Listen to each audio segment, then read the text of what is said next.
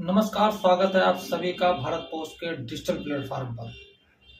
वक्त का खेल अगर आपको समझना है तो बहुत दूर जाने की जरूरत नहीं है।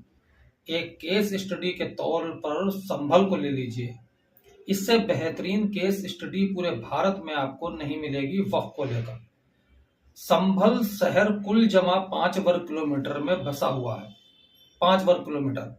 और इस संभल शहर में वक्फ की संपत्तियों की दावेदारी जितनी बड़ी है, उसकी भौगोलिक सीमा का विस्तार 7 वर्ग किलोमीटर तक जा रहा है। यानी जितना बड़ा शहर नहीं, उससे 2 वर्ग किलोमीटर ज्यादा वक्फ संपत्तियों का दावा। अब यहां से आप समझिए कि वक्फ का गोरा धंधा कैसे चलता है, उसका कारोबार कैसे चलता है। शहर में इतनी दावेदारी हो जाए कि वक्फ संपत्तियों की कि वो शहर की लंबाई चौड़ाई से भी बाहर चला जाए। सोचिए, यहां से एक दरवाजा खुलता है जो ये बताता है कि वक्फ का कारोबार कुछ इस तरह से चलता है। आपने कभी अब्दुल समद का नाम सुना है? नहीं सुना होगा, किसी ने नहीं सुना होगा। बताया जाता है कि 1929 में इन्होंने संभल शहर की लंबाई और चौड़ाई से ज्यादा की जमीनें वक्फ को दान दे दी। अब अब्दुल समद कौन है, कोई नहीं जानता। अब्दुल के परिवार वाले कहाँ हैं, कोई नहीं जानता। नाते रिश्तेदार कहाँ हैं, कोई नहीं जानता। कोई सामने आने को तैयार नहीं। जो 1905 में जिस जमीन पर सरकारी इमारत बन गई, वो भी 1929 में अब्दुल समद ने वक्फ को दे दी। सोचिए, 1905 में जिस पर संभल का प्रशासनिक भवन बन गया, वो जमीन भी 1929 में अब्दुल समद नाम के एक गुमनाम व्यक्ति ने वक्फ को दे दी। ये व्यक्ति है कि नहीं, कोई नहीं जानता। कागजात नकली हैं, असली हैं, कोई नहीं जानता। जिला अस्पताल, डाकघर, कचहरी, कोतवाली, सब कुछ संभल में वक्फ का है। ऐसा दावा किया जा रहा है कि मतलब शहर का शहर वक्फ का हो जाए। उससे बड़ी इमारत संभल में लिख दी गई। शहर से ज्यादा जमीन वक्फ की हो जाए शहर के भीतर। क्या यह संभव है? नहीं ना।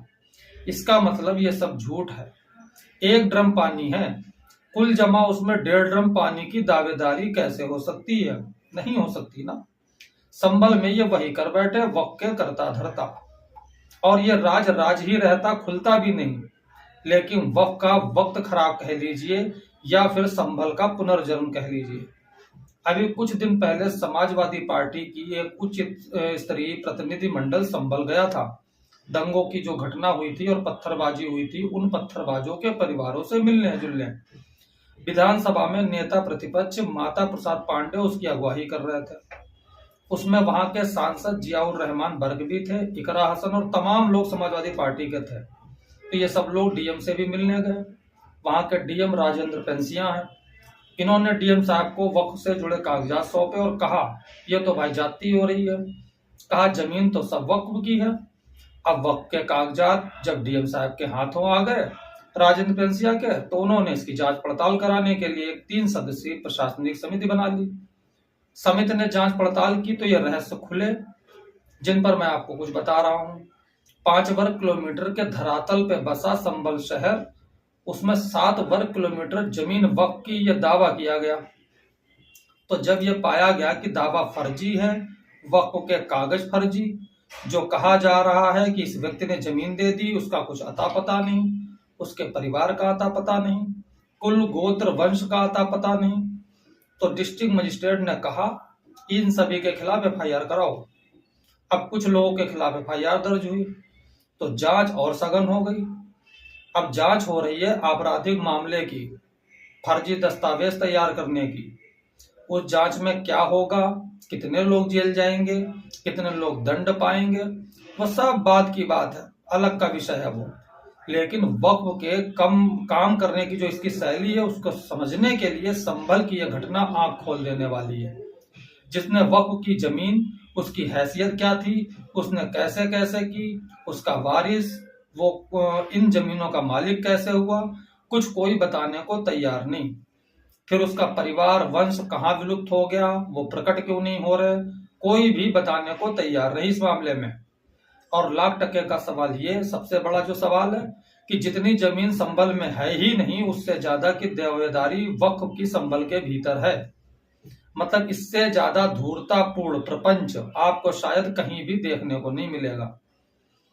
इसलिए मैंने कहा कि जो लोग भारत में वक्फ की कार्यस्थानी समझना चाहते हैं, उसका अध्ययन करना चाहते हैं, उनके लिए संभल का ये ताजा घटनाक्रम जो बेहद आंख खोल देने वाला है।